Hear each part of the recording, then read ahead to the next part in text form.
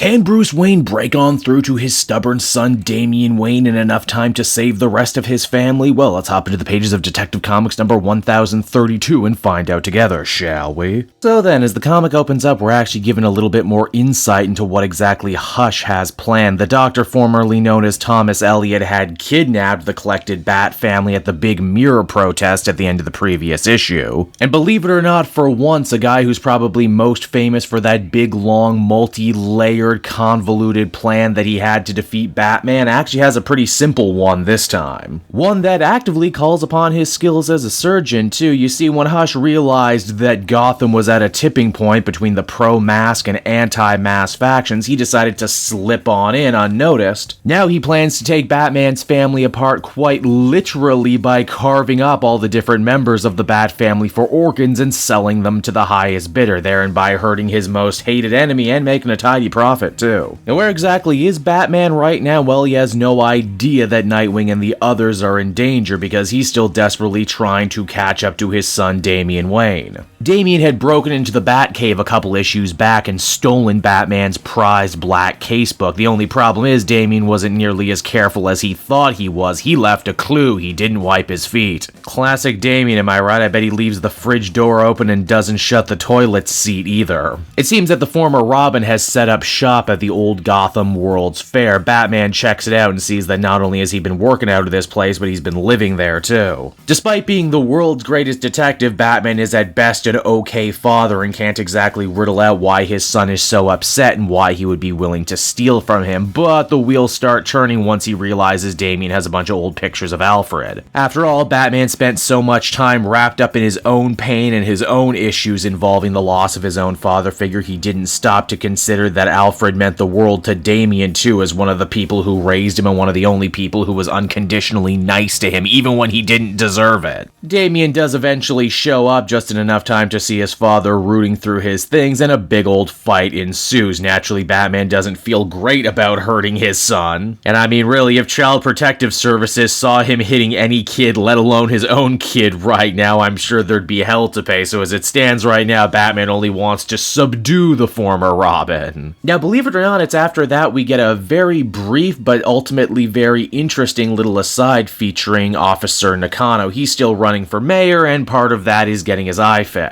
His wife takes him to get a fancy new prosthetic eye, but here's the thing, he's actively grown quite attached to the eye patch. It's part of his image now. He says it makes him feel strong, makes him feel like a different person, makes him feel like, well, probably exactly how the heroes feel with their masks. All the same, though, he's willing to get the eye installed, that is, of course, until he finds out who it's from. Yeah, it turns out the eye was actually a gift from Bruce Wayne, who felt bad for Nakano getting injured on the job. Though, of course, the very altruistic Nakano doesn't see this as a gift for someone who got hurt in the line of duty. Oh, no, he sees it as a bribe from another one of Gotham's rich and powerful, though admittedly not nearly as rich and powerful as he used to be. Nakano smashes the eye and leaves in a huff. Man, they keep adding interesting layers to this guy, and he could easily have been just a thrown-away character. Now, back over with Batman, he's unable to get Damian to put the R back on again, but he does manage to talk to him long enough for them to both figure out that all of their friends and assorted family members are in danger. And that despite whatever problems they still may have with each other and whatever punches still yet need to be thrown, they're going to have to table that for the time being so they can go save everyone else from Hush, as they are indeed the only people who can do it as the comic comes to a close. And so that was Detective Comics number 1032, everybody, and overall I thought it was good. It was an interesting little mixed bag, but maybe not as far along as I wanted this story to be at this point. It's certainly nice to see Tomasi as a writer trying really hard to rehab the character of Damian, though admittedly we don't get a lot of that in this issue. As a longtime Batman reader, I also appreciate Hush actually having a clear and concise plan for once, though admittedly I'm sure we haven't seen the last of Mirror. I truly do wonder what the big plans are for Nakano too, as he's been getting a lot of page time to flesh out his character, and I wonder what the ultimate endgame is going to be, considering that we now officially know Tomasi's not going to be on this book at the end of January. And I personally hope he has enough time to wrap up all the different story threads and leave the characters in a better place than where he found them. And hey, on the upside, this won't be the last time he gets to write Damian either, as the Super Sons are coming back as a digital book, so I'm excited for that. Overall, though, I would give this issue a 7.5 out of 10. It's good, but I know that it can do better.